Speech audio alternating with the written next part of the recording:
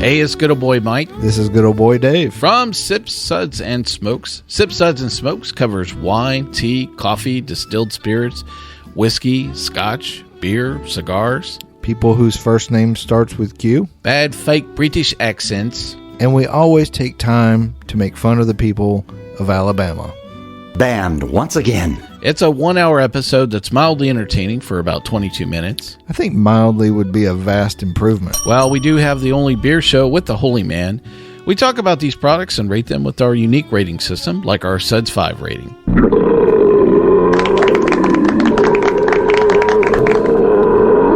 Do you really have something better to do with your life for an hour than actually listen to this show? Well, don't make them think about it. Well, join us on this radio station, podcast network, or via our Android app.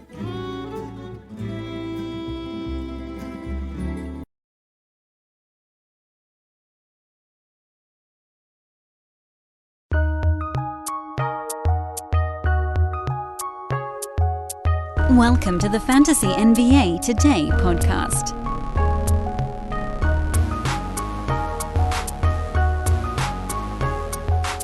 Is it really a reverse chronological lightning round Monday if almost every team played on Sunday? Today, we get our answer to that not at all critical question here on Fantasy NBA Today. Welcome to the show, everybody. It's a new week. January the 24th, last week of January. Okay, fine. Next Monday is still January, but pretty much the last week of January. We rumble along. We are now almost 60% of the way through the fantasy season, so it's time to start making your move. If you're in a Roto League, it's kind of, I don't want to call it countdown mode because it's not that close to the end, but it's inching up on it. It is absolutely inching up on countdown mode, which doesn't mean you need to panic. It just means that if you're going to make any kind of roster pivot, this has to be the time to do it. You can't wait anymore. For me at least, trades right now are mission critical, particularly in Roto leagues. And head-to-head, you might have already had your team build, and so you're kind of just slicing a little bit around the edges. You're looking for that key pickup or whatever it might be. In Roto, this is a time where you can actually take some of the lead you've built up in a particular category and kind of cash that in. I talked about it on Twitter a little bit recently, that there's I tested out some public leagues, which, by the way, I thought they were going poorly, and then I sort of pivoted my head a little bit, and now they're going a whole lot better. Point is, there's a credit. There's a built-in credit if your team is particularly good in one category for half a year. You can cash that in. Your team just doesn't magically become bad at that category. You can get worse, and you can start to lose some of your lead or whatever it might be. But, for instance, I'm in a Roto League where my free throw percentage is 82.6. Tops in the league. And the next closest is 80.7. Which, as you guys know, 19 one-thousandths is actually a pretty big deal at this point of the year. So yeah, I could afford to trade away free throw percent, and even though my team will obviously take a step back, it's a long way to that next team. There's a chance that I make my team worse at free throw shooting, and it doesn't even come back to bite me. On the other hand, that team is so terrible at field goal percent that I know if I don't make a move, I can't get to the top. I can't get to the top in a team that somehow ended up being like a punt points and punt field goal percent team, despite starting with James Harden. Everything else kind of made sense after that. I didn't draft many points after the first round. Harden at 22.7 actually isn't all that high anyway. But you kind of lean into one or the other. Problem was that I think I had Harden and Freddy Vanvleet as my first two because I just took the two best players available at that point, and that was great and all. Awesome free throw shooting team, tons of assists, tons of steals, a lot of things going really well, not so much field goal percent. So I traded Freddy Vanvleet for Rudy Gobert in that league, which, at this juncture is a downward trade because Vanvleet is in the middle of the first round, Gobert is in the middle of the second round, but for my basketball team, it made all the sense in the world. Had I waited a week or two longer, I guess there's a possibility I could have traded VanVleet for I don't know, who would I have even wanted over Gobert? You're not going to get Jokic. You're not going to get Embiid. I don't know that I even would have wanted Embiid because I was hunting field goal percent, rebounds, and blocks, and the only guy in that neck of the woods that's doing those things is Rudy. Anthony Davis would be probably your next guy on the board. Good field goal percent. Not as strong as Gobert's, but, you get some rebounds there. You certainly get the block shots. Gobert actually just made more sense, and I didn't care that his free throw shooting was rat duty because I still have Harden. So you can kind of withstand it a little bit. I think I have Chris Paul on that team as well, who's moved himself back up to number 16. Free throw shooting, not exactly a weak spot for that as well. The point is here, I know ranting and raving about a trade that I made in one of my own leagues. Crap, by the way, to Gobert and his calf strain. That I'm guessing he misses 2 weeks. We'll see how it goes. Maybe he gets back. Maybe he gets back a little quicker. He's doubtful for tonight's ball game. The fact that he hasn't even just been fully ruled out, I guess, is a good sign for recovery time. But anyway, we'll get to that when we get to that. You can actually trade down in Roto at this point of the year. You can do it in any format, I guess, as long as it fits your team needs. I might not lose a single point in free throw percent. I mean, the fact that Gobert was out with COVID protocols and came back for 5 games actually wasn't that terrible at foul shooting for those 5, and now is back out again. Yes, that's limiting the impact of what he would have done to the team's free throw shooting, but the point is, the ROI is all that matters, and you need to start making moves right now. And if you want to make them fast, do what I did and trade down a little bit. It's okay. Gobert could probably get me 4, 5, maybe even 6 Roto points in field goal percent, blocks, and rebounding, and he might not cost me anything in free throw percent. Threes would be the other thing that takes a hit there, but you can find those on the wire a little bit easier, I think, than a massive positive impact field goal percent guy. I believe, at the very least. My team is already in this weird little pocket, like 4th from the bottom, so that's probably not going to change much anyway. So scout out where your team is in the standings. It's time to make those moves. Let's do a little reverse chronological lightning round, though. Welcome to the show, everybody. I'm Dan Vespers, doing prizes on Twitter today. If you want to check in, I would recommend you do so at Dan Vespers on Twitter, DanBesbris. Again, giving away prizes on Twitter, but you got to go over there and shoot me a line so I know you want one. You can also, this is not for prizes, you should also follow Ethos Fantasy BK, the single greatest fantasy basketball news feed on planet Earth. There will be more sports coming to Sports Ethos in the not-too-distant future. We're going to be doing some recruiting on Twitter today as well, so please do follow both of those handles, at Dan Vespers, at Ethos Fantasy BK. First thing you do here on this Monday morning. Sunday, Clippers at Knicks. We did learn some stuff from this ball game, maybe even more than some of the other games on the day. Reggie Jackson has been lava hot lately. He needs to be started until he cools off. This is the streakiness. When he's bad, he's outside the top 170 bad. When he's hot now, I mean, this is well inside the top 100. It's leveled off somewhere in that 130 range for the year. And the nice thing is that he seems to telegraph when he's getting hot. You get these games in a row. Boom, boom, boom, boom, boom. I think he's at 4 now. Consecutive good shooting ball games. No, it's not just going to totally change the rest of the year, but it's going right now. So roll with it.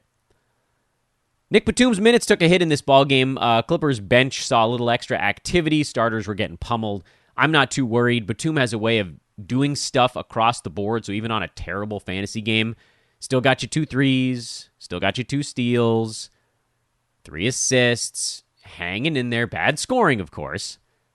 And I think generally he fits more of a punt points kind of build, but the fact that he's a 9-cat value, even with the issue in scoring, is more than good enough. I'm sticking with Batum. Luke Canard was a guy we put on our watch list, not wait list. What are you trying to get into school? Luke Canard is on the watch list. He'll stay on that watch list. I think he's ramping up. I don't know if he ever quite gets up and over the hurdle to be a 9-cat guy. And also, I'll mention, I'm a little bit worried about Marcus Morris. He went 0 for 9 in this ball game. Is he fully healthy? I'm not certain. I'm not sure that he ever really is. This is an opportunity missed at this point. But again, starters were getting smoked, so that was part of it. He had some foul issues. That was part of it. But mostly he was just bad. I think you can probably stick with it. Stick with it a little bit longer. Isaiah Hartenstein, you don't need to at this point. It seemed like they were going to ramp him up, but the Serge Ibaka fighting for minutes behind Ivica Zubac's thing just makes it too complicated. Zub's still the starter. He's been playing better, so stick with Zubac. And that's why you held on that one, by the way. You didn't want to do any preemptive drops there. You kind of ride it until the wheels come off, and the wheels are still attached pretty firmly. On the Knicks side of the ledger, Mitchell Robinson turned an ankle in this ball game. Nerlens Noel played and then got to play a bunch because of the Mitchell Robinson injury. Nerlens 26 minutes, 8 and 7, 3 steals and a block. He's a guy I added immediately the second Robinson tweaked an ankle in that ball game. I like Noel even as a 20-minute backup guy. He can get inside the top 100 in 20 minutes. In 25 minutes or 28 minutes or whatever he would see if he got a few starts, if Robinson misses any time, Noel can go top 50 because he can do the 4 defensive stats, 5, 6, 7 rebounds, good field goal percent combo that is sort of unfindable on the wire. In general, it has a sort of a Robert Williams feel to it with not quite as many rebounds. RJ Barrett's actually been pretty good over the last, I don't know, what do we want to call it, month or so? It's still, unfortunately, not enough for him to make himself a 9-category interesting player. I'm not even sure that is he inside the top 200? I don't think he is on the year. What is Barrett over the last month? Wasn't prepared to pull that one up. Yeah, he's not in there in the top month either. Yeah, I mean, even as good as he is, he's more of a points league guy anyway. Alec Burks is startable when Kemba Walker is out, which, is most of the time. Not interested in Evan Fournier. We saw Cam Reddish make his debut. He only played 5 minutes. I've got to think that number ramps up a little bit, but I'm also not interested enough to do anything about it. He needs a lot of minutes and a lot of shots to be fantasy relevant, and it doesn't look like it's going to get there. There's a lot to pull from that first game. We'll probably move a little quicker, particularly this ball game. This is a fast one. Boston's healthy again, so start the starters effectively. I think all of them. I know Horford's been cold after a crazy hot start to the year. He'll come around. Jason Tatum had a 50-burger in this one. That was all right. He's all over the map, man. If you get Tatum on the good night, he's, top 2 in the NBA. If you get him on the bad night, he's like top 50-something. It's strange. He's at 23 overall on the year. And the key with Tatum, we've talked about this before. He's 23 over the last month, actually. He's number 14 over the last 2 months.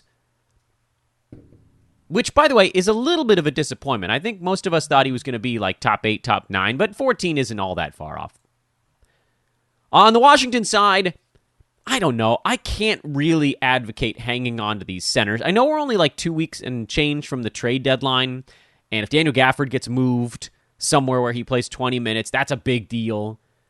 If Montrezl Harrell gets moved, then Thomas Bryant and Gafford can split the minutes themselves, and that's kind of a big deal. But Davis Bertans is still floating around. To me, there's kind of too many things that need to happen for any one of these guys to maintain consistent fantasy value. Thomas Bryant playing 22 minutes was notable. If this is him starting to grab that job, I don't know that it is, but he's probably the guy at this point you take a shot on. And he probably got stashed in a bunch of spots, and people are remaining relatively patient, which is honestly somewhat surprising, given the fact that this is his 6th game back, and it's the first time he showed really any signs of fantasy life. He had a 15-point game that third game back. I don't know. I mean, it still feels like there's a hot hand thing going on. He's the best well-rounded. He's the well-rounded option for them. His defense isn't quite as bad as Montrezl Harrell's. His offense isn't maybe quite as good, although it's different. He can step out and shoot a little bit. Gafford is the better defender, the better rebounder. Harrell is the energy guy who can score. They got options, and that's bad for fantasy. We want a team not to have options. I think you can probably just punt on everybody for now, and then Bryant's the guy you're keeping an eye on. But again, he's way over-rostered. especially in competitive leagues where everybody's just like praying that it clicks. And maybe it does, but I don't know. I wasn't really willing to wait on it. He's coming off a big injury. Chicago has been bad, and, you can't really blame them. They're missing Zach LaVine. They're missing Alex Caruso. They're missing Lonzo Ball. Caruso out long-term now after Grayson Allen's hard foul and fractured his wrist, which sucks in so many ways. This opens up room on the Bulls fantasy-wise. We have to approach all of this stuff from a fantasy perspective. First of all, DeMar DeRozan is going to have to do a ton, although it sounds like Zach LaVine might be back as soon as today, but certainly this week. That's a big deal. Kobe White probably can hang on to value even after LaVine comes back because there's just a lot of available offense. I mean, DeMar's usage in this game was nuts. 21 shots and 13 free throws. Some of that goes away. Some of Vooch's 19 shots, some of White's 18 shots go away. I still think that's probably enough for Kobe. The one I'm a little more concerned about is Ayo De Sumu, who did play 40 minutes in this game, but took just 6 shots. Now, offensively, Chicago was a mess. One of the things that Ayo had been doing well was passing, and the defensive stuff was sort of floating him, had a three-pointer here and there. I'm not moving on yet until I see what things look like with LaVine back in the mix, because Lonzo and Caruso are out a while. And then, of course, again, you're hanging on to Kobe White. On the Orlando side, they're just trying to get the pieces to fit together right now. Biambo was in foul trouble, so don't worry about that one. He'll be back, and he'll be fine in the next ball game. Cole Anthony is probably a buy low for Orlando as he figures out how to play alongside Jalen Suggs, who's now kind of moved in and is attempting to, I believe, take kind of the alpha spot on that team. Everybody got a lot of playing time here because of the blowout. Mo Wagner was good, mostly because Biambo was in foul trouble. Okeke was good because he shot the ball well, and then he got extra playing time because of the blowout. Iggy Brisdakis played 25 minutes. It's kind of all you need to know about this game in particular. Suggs is a really good grab as kind of the ramp-up player on this team. He's probably rostered everywhere at this point after a couple of louder games over the weekend and then a lot of young player name recognition. I think probably the big news is Cole Anthony starting to figure it out. As he gets comfortable in this arrangement, there will be some kind of ramp up. He's not going to get back to where he was early in the year, but he'll get better than this. His owner might be getting frustrated. You might be able to pry him away for like a top 100 type at this point. Worth a shot. But I wouldn't go much higher than that, though, because I do think that there's going to be a sustained dip here before it comes up and out.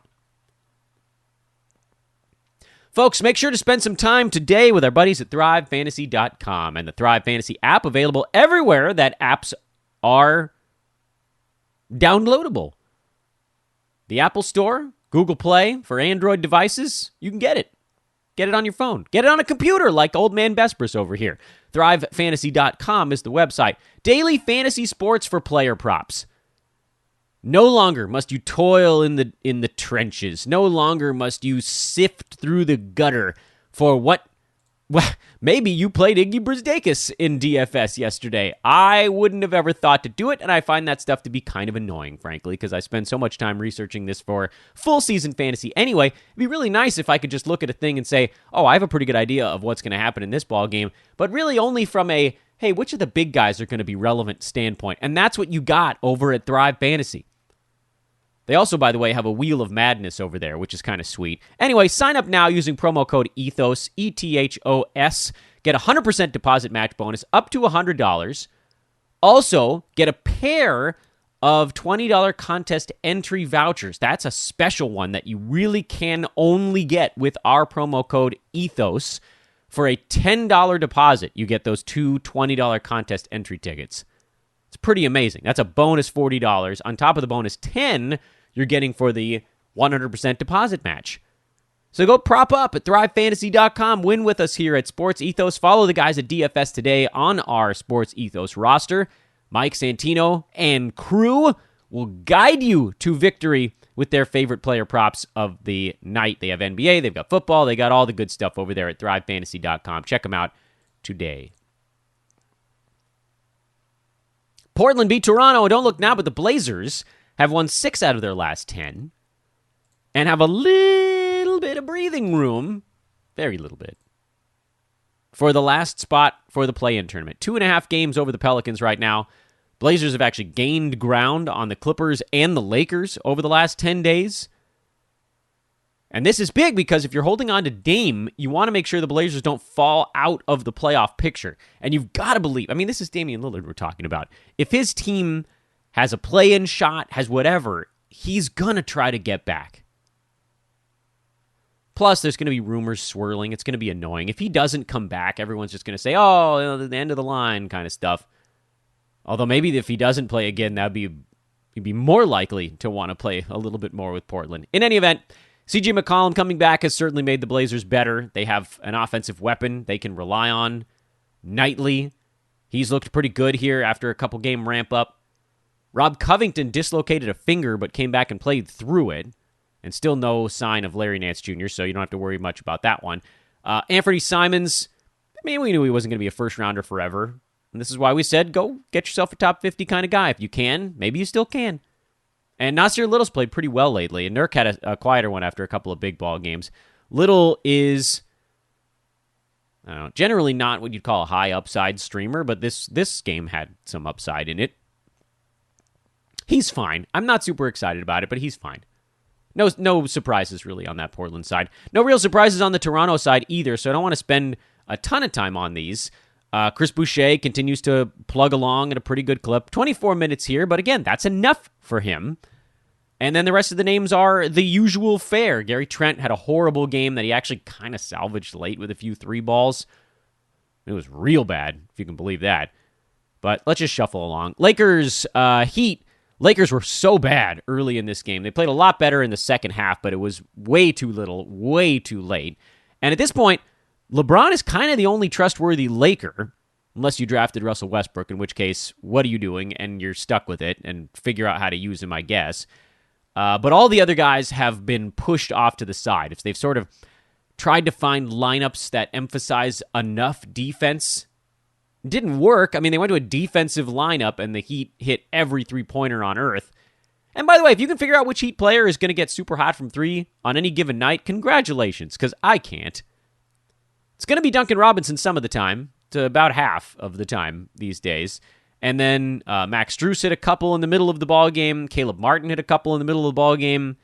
Even Jimmy Butler hit a 3-ball. Everybody got in on the fun. It was 3-ball mania. But again, at the end of the day, Jimmy Butler, huge triple-double. Bam Adebayo working his way back. He's looked pretty good here since returning from injury. And then if you need threes, you can probably stream Duncan Robinson and just, try not to worry about it if you throw him in there on a day where he plays 24 minutes and gets 3 points and a rebound. Because he'll come back with one of these guys where he hits 6 or 7. It's all about where it averages out, but no massive fantasy notes from this ball game. Atlanta beat the daylights out of Charlotte. DeAndre Hunter left the game with about a minute and a half to go in a blowout. Hopefully he'll be okay. He's played really well since coming back from injury. I got to give credit where credit's due. He was on our ads list on Friday, and I remain kind of a tepid fan of DeAndre Hunter's fantasy game. He makes the team a lot better because he's probably their best defender outside, I don't know, it depends what you feel about Clint Capella as rim protection goes. But DeHunter's the guy that can chase people around. He can switch. He can guard smaller players. He can guard bigger players. He's the versatile defender on that team. So having him back has really made them better. But he doesn't rebound. He doesn't pass, really. And the steals were exceptionally high in this ball game. He was hot in this ball game. So there's all these weird little things that are kind of working in his favor. And he's still hanging around that 80 to 90 range.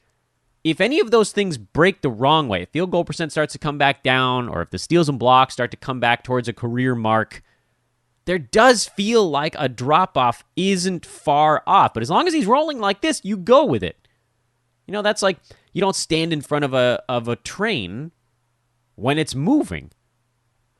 Ride a hot hand. That's okay. That's an okay strategy for betting, for fantasy, whatever. The Hornets, if you ask me what the Hornets' record was right now, I wouldn't have the first clue, because I don't feel like they've been playing that great, but they're actually 7-3 in their last 10 ball games. Just sort of quietly pretty good throughout the year. They're 26-21, by the way, if you're wondering what they were. The one thing that jumps out about the Hornets is how far LaMelo Ball has dropped off after his crazy hot start. He's now in the middle of the second round, which, again, not a bad season. He's overperforming because he was drafted around 24 or so, somewhere between 20 and 28. He was in that group of players we spent forever talking about. But he's no longer number 6. And the key is, yes, he's number 17 on the season, but over the last 2 months, he's number 38. So is that who he is? Is he going to be 38 the rest of the way and continue to slowly fall? Or is this the dip before the big pickup? I don't know.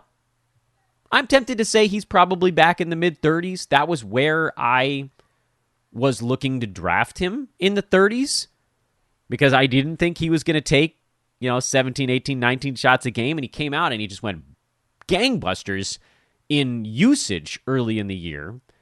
I think over the last 2 months, his steals numbers are probably a little bit low, so that likely comes back up a tad. But I don't think you get that first round stuff.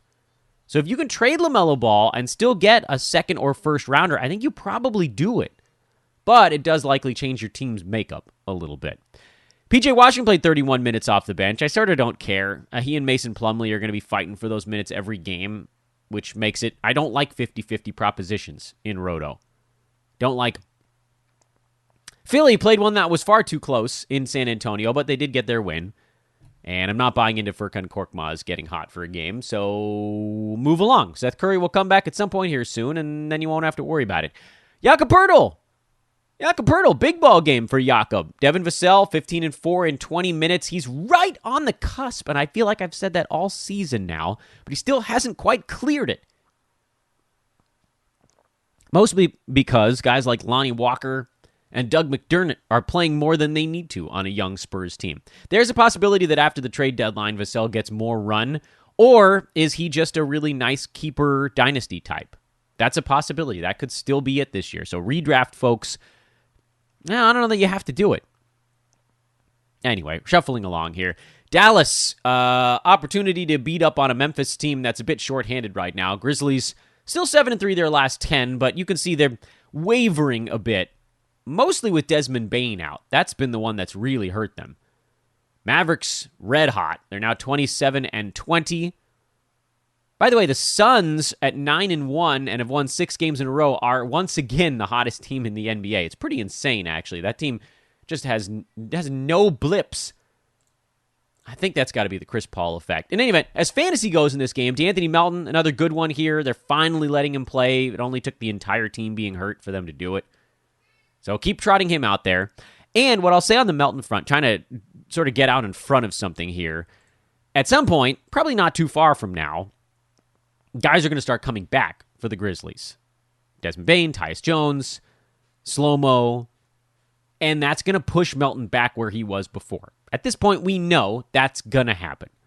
We've seen it happen about 8 times where guys have been hurt, he played more, guys came back, he played less. No matter how much he was doing, it wasn't enough to secure more than 18 minutes a game when the team is healthy. And at some point, Dylan Brooks will show back up again as well. But here's the thing. When those guys come back, whether it's later this week or towards the end of the week, I don't know. My guess would be probably midweek, depending on who has symptoms and how bad they are. Mostly all protocoled at this point. And Brandon Clark should be back soon, too. He's not in protocols. We are close enough now to the trade deadline. Like, if they come back on Thursday, you're talking about 2 weeks now. Sit on DeAnthony Melton for 2 weeks and see if he gets moved at the deadline. If he does, I mean, you saw it here, 31 minutes. He didn't shoot the ball well, but give that dude 31 minutes a game. I mean, he's a top 40 fantasy player. Rebounds, assists, steals, blocks, threes. He does a lot. He'll score, too, if he's on a team that's given him that much time. Yeah, the percentages haven't been great this year. Field goal percent in particular has been very goofy, but kind of both. Wouldn't you... I mean, people have been sitting on Alperen Sengun since October. We're 3 months into that stash. It'll be 4 by the time the trade deadline comes around. And people are praying that he gets enough playing time to get to like top 60, top 70. Couldn't you sit on DeAnthony Melton for 2 weeks now? I could.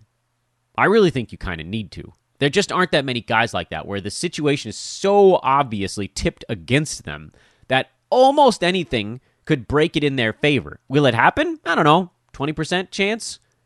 10% chance? Whatever you want to put it at. It's not high. In all likelihood, the Grizzlies don't move him because they'll want a pretty big haul for a very good young basketball player. But if they do, someone is out there trying to get him. And that's what you want to be over. I thought John Conchar would be a better stream here. He's been fully uninvolved in the offense. Did have 10 rebounds and a block, but I don't think it's a must-stream guy. And then on the Dallas side, really no surprises at all. They're a healthy team right now, for the most part. So Luka, Porzingis, even Dorian Finney-Smith is kind of hanging in there. And Jaylen Brunson, who hit 7 free throws. That kind of saved his fantasy game here, because this was sort of the fear we had with Brunson. What if he's not getting the assists with Luka around? What if he's not getting the usage with Luka around? How does he salvage the fantasy line? He did it at the free throw line. I don't know. I just don't see this dude staying inside the top 100 when the team is fully healthy. Maybe he surprises me, but he feels a bit more streamer level. Denver, hanging on. Nikola Jokic versus the universe. They're 24-21 now. Just barely hanging on. Jokic has been unreal. It's funny to think that he was like number 2 at the beginning of the year in fantasy, and he was really in a deep slump. He wasn't making his free throws. He wasn't really making his shots. He's come on lately like straight up a bat out of hell. Like, he's been number 1, and there hasn't been anybody close. Not even LeBron, who's been going crazy, and Jokic is just way out in front of all of them over the last month. He's been so good. So good.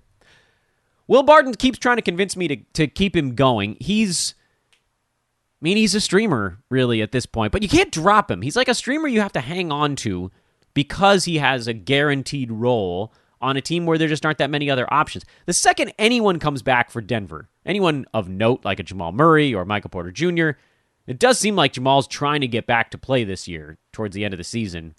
Then I don't know that Barton is a guy you need to start anymore, and I don't even know that you need to start him right now. It's just hard not to, because you know he's going to get at least 11 shots. You know he's going to score in the teens. He's going to be out there long enough to get a few rebounds, a few assists, a couple threes. The issue is that steals and blocks have really tapered off after a quick start, and his percentages aren't very good. But that's a hard guy to drop. I get it. Detroit's a hard team to start anybody these days. Cade Cunningham you'll start. Is that it? It's probably all the players on that club I'm confident starting right now. Yeah, not confident in Isaiah Stewart anymore. Corey Joseph with Killian Hayes back. I mean, I know he had a good ball game here, but no. Sadiq Bey, percentages hurt too much. Diallo is not getting to play enough. This is with Grant and Olynyk not even back yet. Whatever. Brooklyn at Minnesota. Start the starters. For the Wolves in general, although Patrick Beverley missed this game and Jaden McDaniels filled in. He was good enough, by the way. I don't know that I would start him. Anthony Edwards got hurt towards the end of this ball game, ended up in the locker room basically at the end of the game. He's a tough kid, though. I wouldn't be surprised to see him play in their next one. And I wouldn't be surprised to see Beverley come back and play in the next one, which, if that's the case, then you start the starters. That makes it easy again. For Brooklyn, Kyrie Irving, James Harden. I'm starting LaMarcus Aldridge anyway. I know he fouled out in 17 minutes here. Just couldn't deal with Minnesota's front court. They were too big, too fierce. LaMarcus had 4 turnovers. I'm not worried about it. He's taken over that center job. And, if not getting blistered by the Wolves, it would have kept going. Minnesota shot 31 free throws in this game. That's all you really need to know. Rudy Gobert tweaked a calf in the Utah Golden State late game. As we mentioned already, he's doubtful for the next one. When I heard strained calf, I thought 2 to 3 weeks. But the fact that he's trying to get back there quicker is, I guess, a good sign. He's shown himself to be a pretty tough customer these days. Those big injuries that knocked him out of the past, he's been able to limit those lately. But I'd still assume he's out the whole week. I would. Maybe he plays later this week. Maybe he surprises me. Maybe it's not that big of a deal. But I got to think he's out for the week. And Bojan Bogdanovic is dealing with a knee contusion, and Donovan Mitchell is in protocol. So, look, I know Jordan Clarkson wasn't good in this ball game, but I think he's a guy you have to start. I think you have to start Royce O'Neal if all of those guys are missing games. And then, certainly I don't know about Joe Ingles. I know he played 33 minutes as a starter here. Yeah, you probably could start him too. If all of those guys are out, you kind of have to. Like, they're just, someone is going to have to go take some shots. If Boyan's out, if Rudy's out, if Donovan, if all of those guys are on the shelf, then you can probably start Ingles, Clarkson, and Royce O'Neal. If it's just Gobert and Mitchell, I think I would start Clarkson and O'Neal. Boyan being out, that probably puts me in the Ingles camp as well, because his problem is he generally doesn't like to shoot. But if all those shots are available, he's going to have to take a dozen. So keep an eye on that one. And then with the Warriors, as long as Draymond Green is out and Otto Porter is starting, Otto Porter needs to be started on your fantasy team. He's a top 50 fantasy player as a starter in the NBA. We've seen it for many seasons in Washington and briefly in Chicago. He seems to have his legs underneath him again. They might have to give him a rest day here and there, but he's full-on jumped over Jonathan Kuminga, who's deep in the doghouse at this point. I'm not that worried about usage because Porter's a high percentages guy. He gets steals, blocks, boards, threes, and does it efficiently. He is a terrific roto play, and he needs to be added. Oh, by the way, on the Utah side, I almost forgot.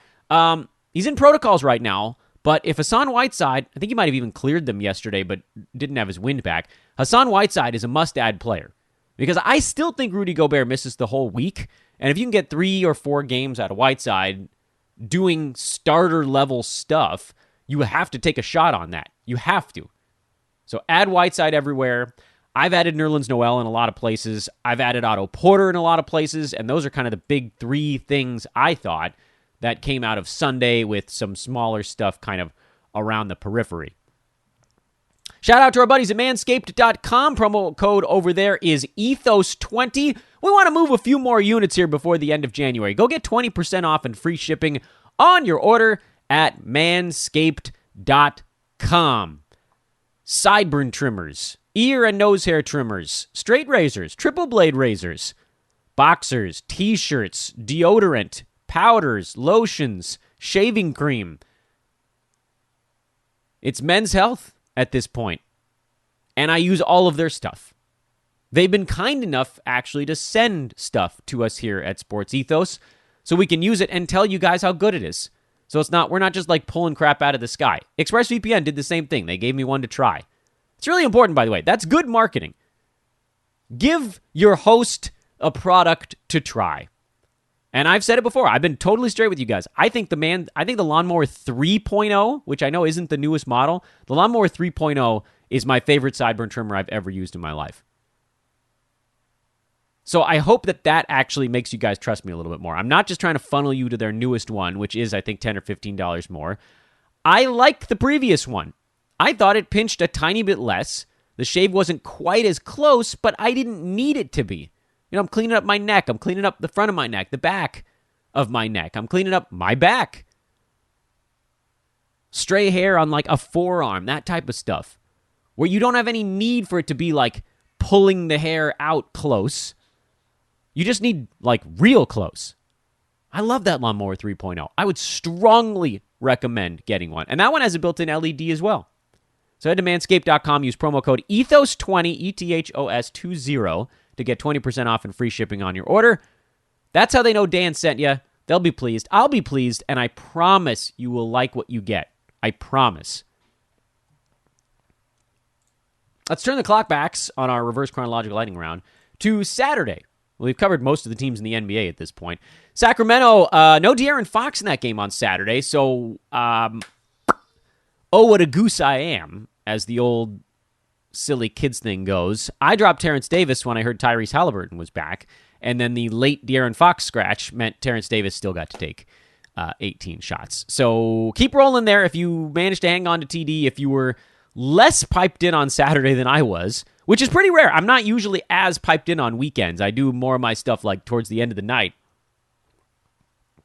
But for whatever reason, I saw that Halliburton was back, and I thought, all right, well, move on, TD. I'll go get somebody else. And, oops. So you can stick with it. Kings, another team where someone's getting moved. I don't know when it's going to be. I don't know who it's going to be. It might be multiple players. Be ready. Chimezie Metu, Terrence Davis, Davion Mitchell, all of these guys could move into really interesting valuations. And we know how good Tyrese Halliburton is when De'Aaron Fox is out. He's a first rounder when Fox isn't there. Could Fox get moved? It's a possibility. That one's the big domino. For Milwaukee, Grayson Allen's going to get himself suspended here for that Chicago game. I don't know. I'm not deep diving this thing. Giannis was out for this one. And that's interesting because then there's a bunch of extra usage. Middleton's going to go huge. Drew's going to go huge when Giannis is out. Dante DiVincenzo had 20 points on 10 shots. That was pretty good. George Hill got to play a bunch. Don't do it. Don't take the plunge. Pat Connaughton is the closest thing to a reliable one on that team. But again, you really do need Giannis out for that stuff to click. Cleveland lost Lauri Markkanen to a high ankle sprain. That was the initial thought. So he's likely out for at least a couple of weeks. I think they're hoping it wasn't that severe and that maybe he'll be back in like 2 weeks instead of longer than that. But another injury for the Cavs. They've done a pretty good job of dodging the protocol stuff. Hasn't been a ton of that. There's some, but they haven't been bludgeoned like some teams have. They've been bludgeoned by injury. Ricky Rubio, out for the year. Colin Sexton, out for the year. Traded for a backup point guard in Rajon Rondo. Out immediately with a hamstring thing, and now Markkanen as well. You've got to think that this gives Kevin Love an opportunity. Even if he doesn't start, you might see someone like Lamar Stevens or Cedi Osman move into the starting five. But Love is going to play more than his usual 19-ish minutes. He'll probably get more like 24. And he was already fantasy startable, so that's a good thing for Love. I can't stand the Thunder. I've moved on from Lou Dort. His percentages are not good enough, and he doesn't bother to rebound. He just shoots three-pointers now. What a very weird turn of events that has been. Move on. It's Shea, and it's Giddey, and that's it.